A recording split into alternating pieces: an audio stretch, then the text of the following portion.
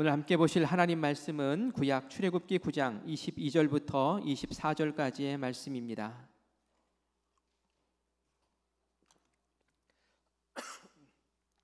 구약 출애굽기 9장 22절로 24절까지의 말씀, 우리 한 절씩 22절, 23절만 읽습니다. 두 절만 보겠습니다. 함께 한 목소리로 같이 읽겠습니다. 여호와께서 모세에게 이르시되 너는 하늘을 향하여 손을 들어 애굽 전국의 우박이 애굽 땅의 사람과 짐승과 밭의 모든 채소에 내리게 하라. 모세가 하늘을 향하여 지팡이를 들매 여호와께서 우레소리와 우박을 보내시고 불을 내려 땅에 달리게 하시니라. 여호와께서 우박을 애굽 땅에 내리심에. 아멘.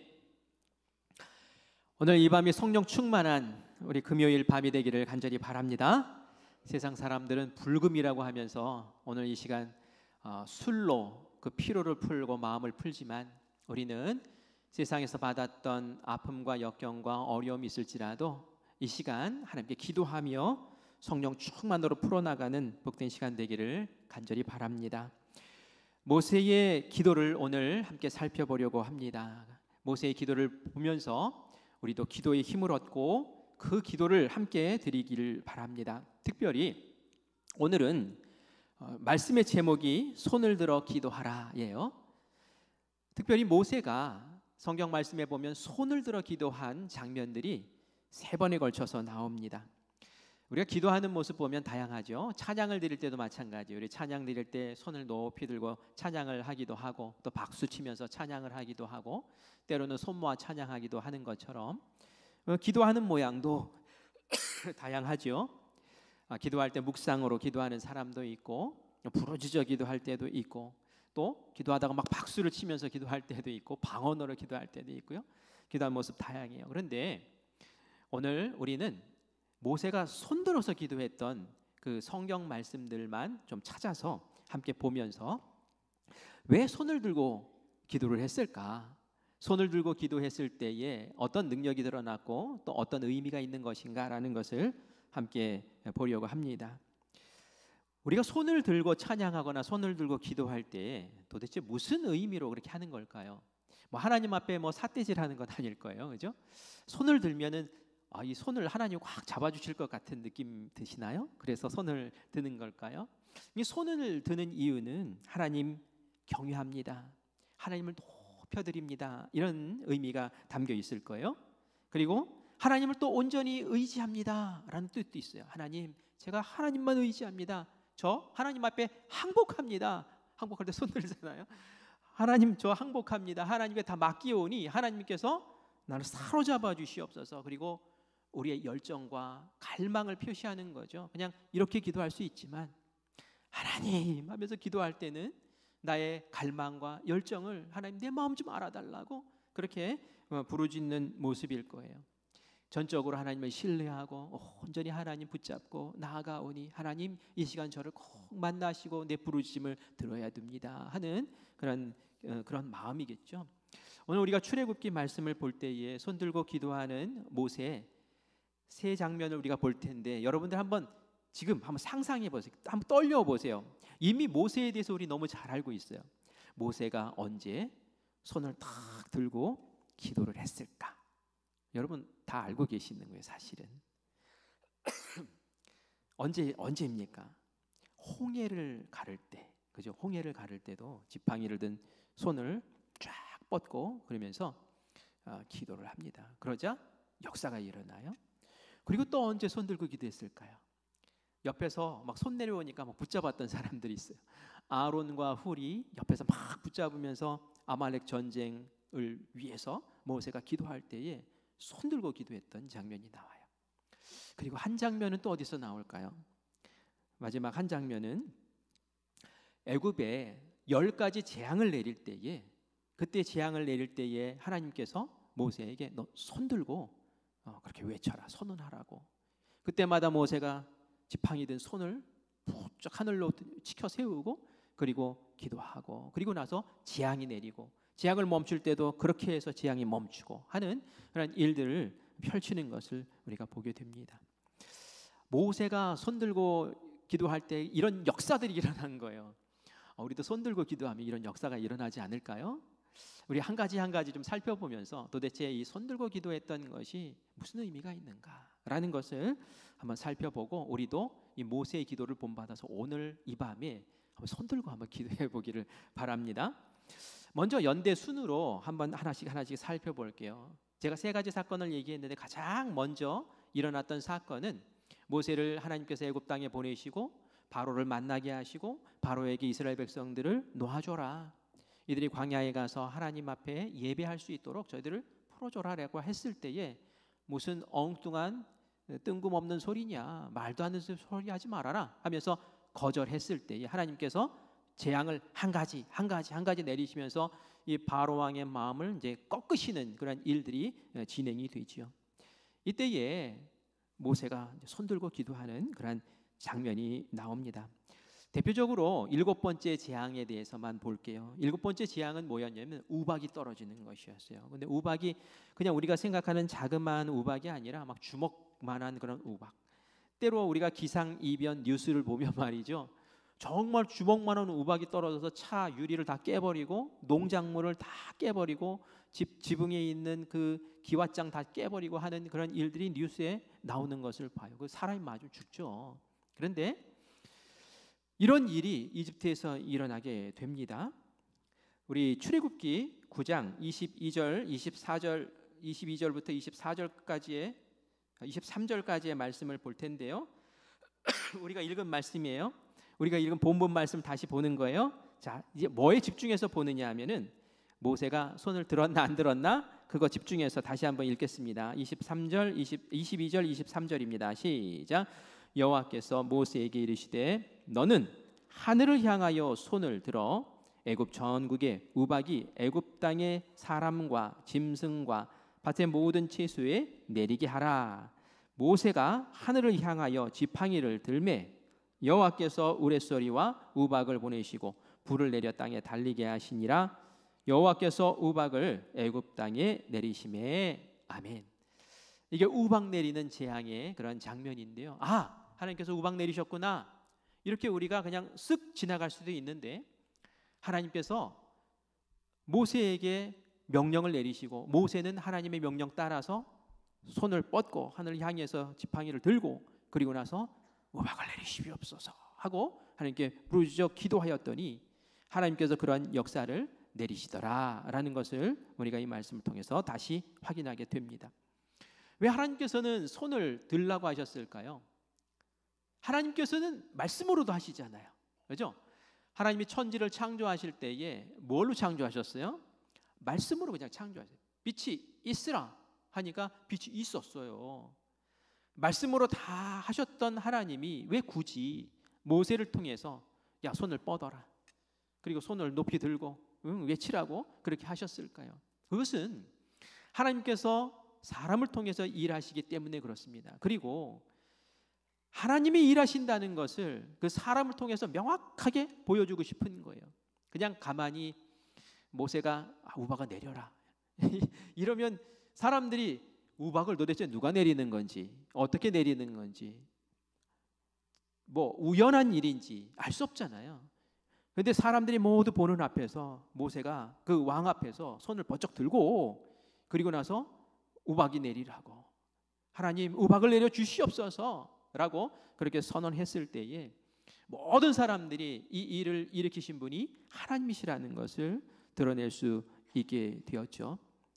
그리고 하나님께서 내린 우박으로 정말 재앙이 임하고 꼼짝 못하는 일이 벌어집니다. 바로가 우박 좀 멈춰달라고 제발 이 재앙을 멈춰달라고 했을 때도 똑같이 손 들고 하나님께 기도하면서 이 우박 멈춰달라고 라고 기도했을 때 하나님께서 멈춰주시는 일이 벌어져요.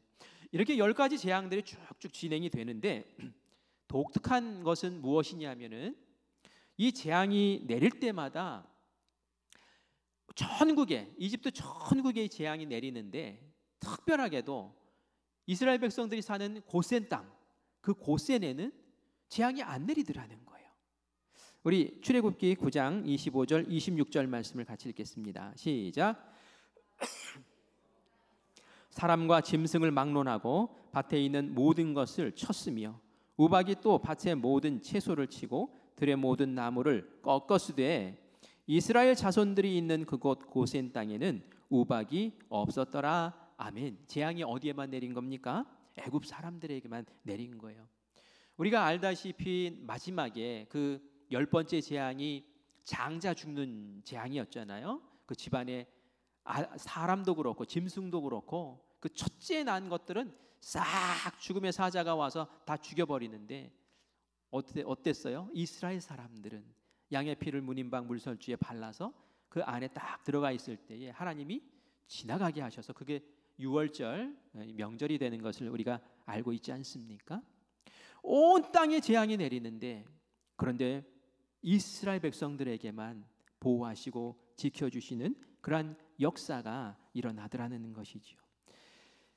하나님께서 적에게 재앙을 내리시지만 이스라엘 백성들, 당신의 백성은 철저하게 보호하시고 지켜주시는 그 은혜를 보면서 아는 거죠. 와, 하나님이 정말 이건 하나님이 하셨구나. 왜 이스라엘 백성들만 딱 지키시니까.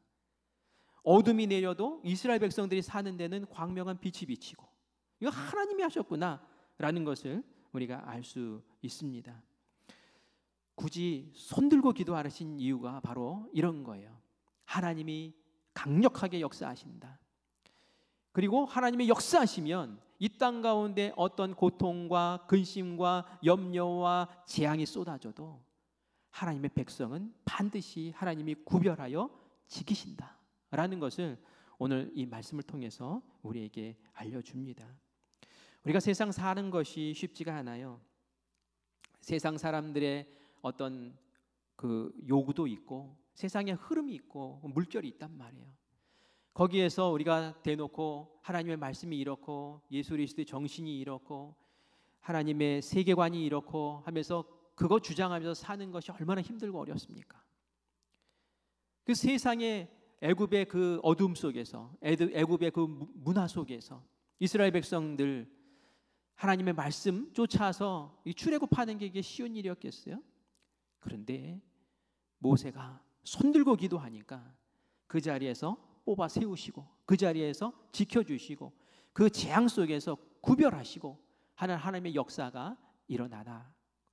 그것을 우리가 다시 한번 발견하게 되는 것이죠. 일전에 성경 공부하면서 제가 이랜드 박성수 회장에 대한 이야기를 한번 해준 적이 있습니다. 이 박성수 회장은 이제 지금 은퇴했어요. 이랜드 회장인데 젊은 날에 간증이 있더라고요. 이분은 사랑의 교회에 옥하는 목사님에게 이제 제자 교육을 받았어요. 청년 때에. 근데 건축학과 4학년 때 병이 걸립니다. 무슨 병이었냐면 근무력증. 이제 근육에 힘이 빠져서 이렇게 움직이지를 못하는 거예요. 그래서 하루에 대부분의 시간을 침대에 누워서 그렇게 책을 보면서 지냈다고 얘기를 하더라고요. 그런데 하나님이 기적을 베풀어 주셨어요. 그래서 다시 몇 년 동안 지나면서 치유를 받고 이 불치병인데 치유를 받고 이제 건강한 몸으로 일어서게 됩니다. 이제 원래 전공이 건축학과니까 그쪽으로 나가야 되는데 나이가 뭐 병 앓으면서 이렇게 지나고 하니까 취직보다는 내가 사업을 한번 해보자 하는 마음으로 그 이화여대 앞에서 3평짜리 2평짜리 가게를 하나 오픈을 했어요.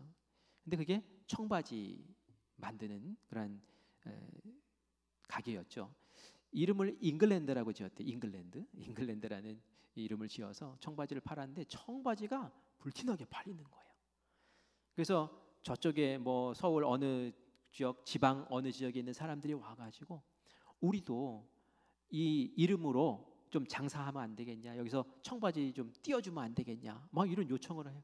그래서 프랜차이즈를 이제 만들게 된 거예요. 그러면서 이제 잉글랜드를 이랜드라고 이제 바꿔가지고 상호를 바꾸고 그렇게 사업을 진행을 하게 됩니다. 그런데 그때 이분은 이제 그 제자 훈련을 받았잖아요. 옥하는 목사님에게 제자 훈련을 받으면서 나는 사업을 해도 하나님의 마음으로 기독교 정신으로 예수님의 마음으로 정직하고 바르게 나는 한다.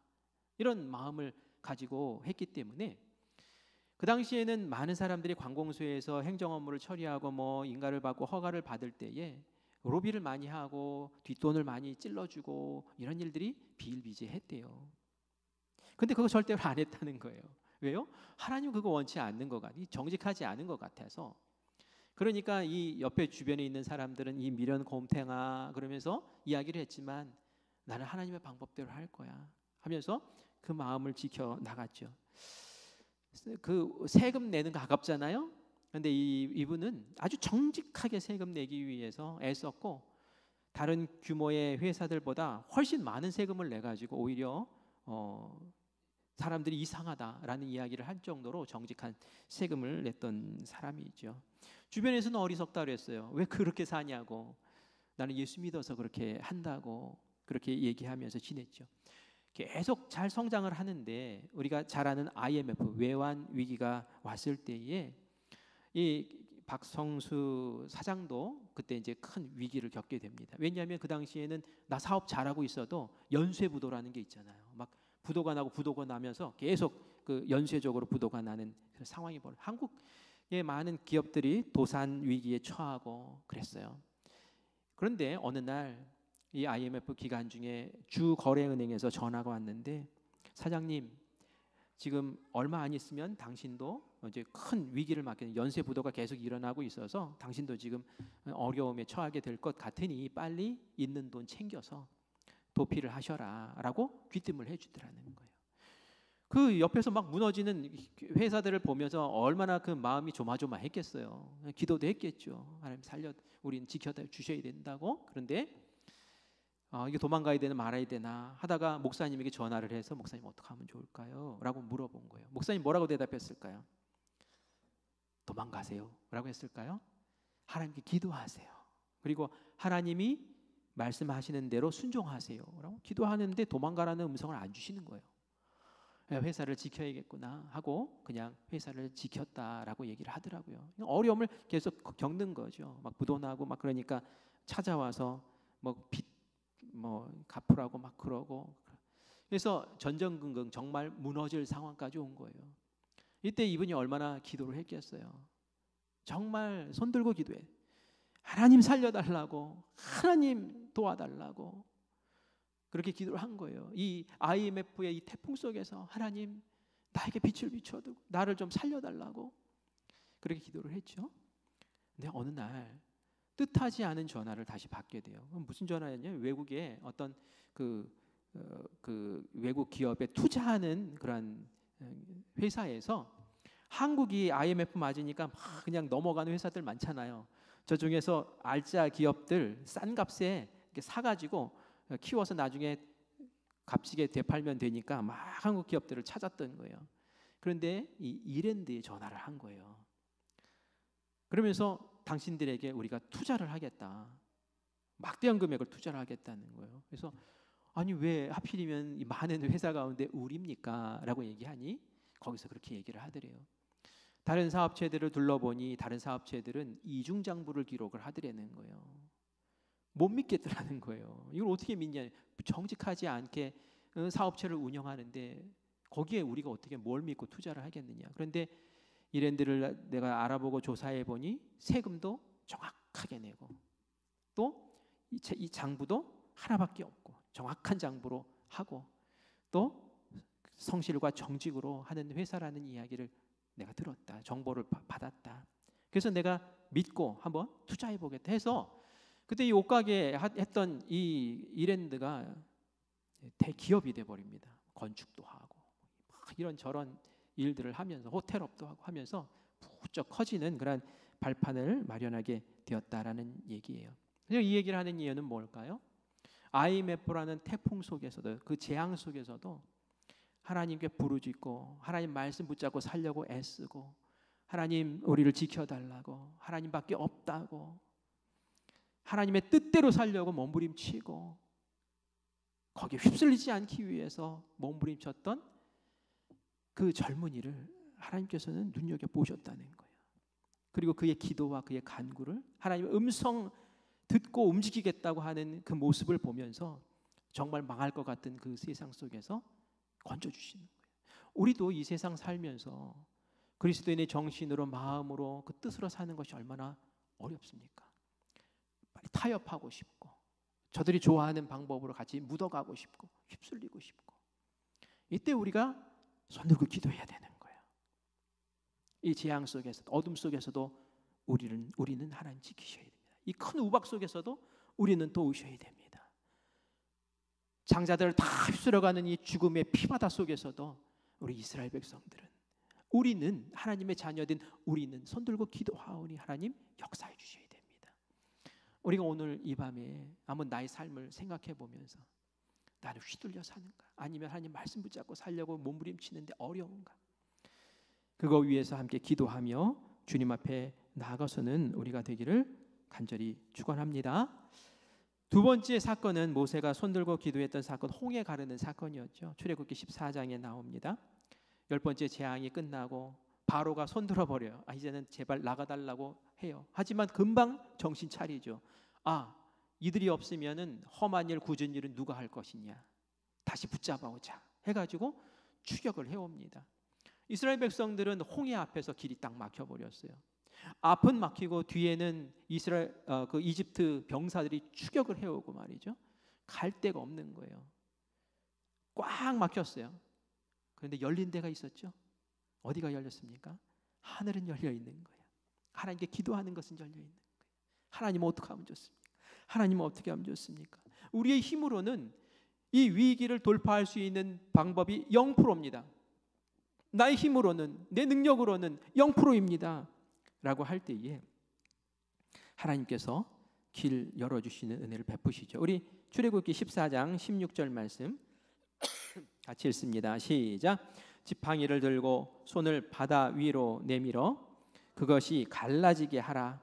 이스라엘 자손이 바다 가운데서 마른 땅으로 행하리라. 아멘. 지팡이를 든 손으로 쫙 바다 위로 내밀래요. 손을 뻗으래요. 손을 들라는 얘기죠. 그리고는 기도하는 거예요. 하나님, 이 바다를 어떻게 해 주십시오. 저는 모르겠습니다. 하나님께서 이 바다에 역사해 주십시오. 이 홍해에 하나님 어떻게 해 주십시오. 그랬더니 하나님께서 그 바다를 가르시죠. 우리의 힘으로 할 수 없는 일들이 있어요. 내 주변의 모든 것들이 내가 다 해결할 수 있으면 얼마나 좋겠습니까? 내 실력으로 해결할 수 있으면 얼마나 좋겠습니까? 우리 성도들이 가끔 저한테 전화를 하실 때가 있어요.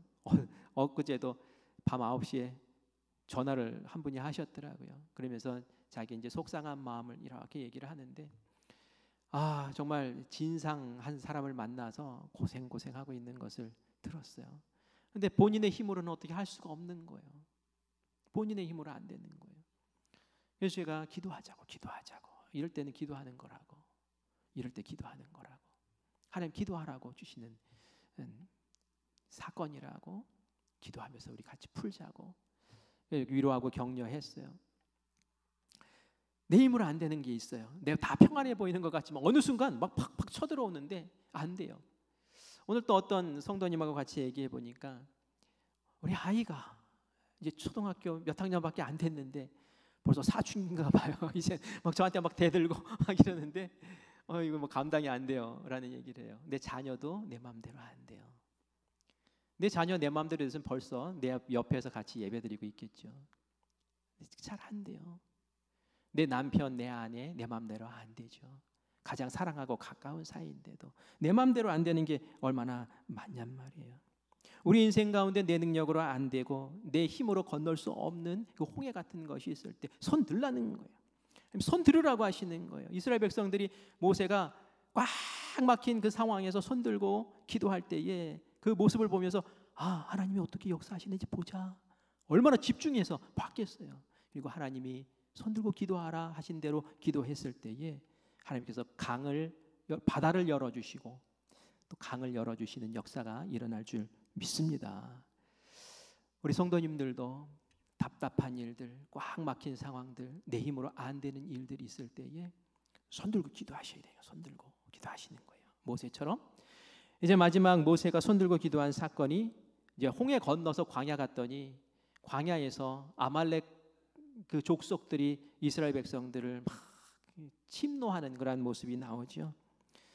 그리고 잘 아는 대로 모세와 아론과 훌은 산으로 올라가고 여호수아는 전쟁 경험도 없는 사람이 백성들 이끌고 막 농기구 들고 막 아말렉과 싸우겠다고 나서요. 이 백전백패의 그런 상황이에요. 질 수밖에 없는 상황.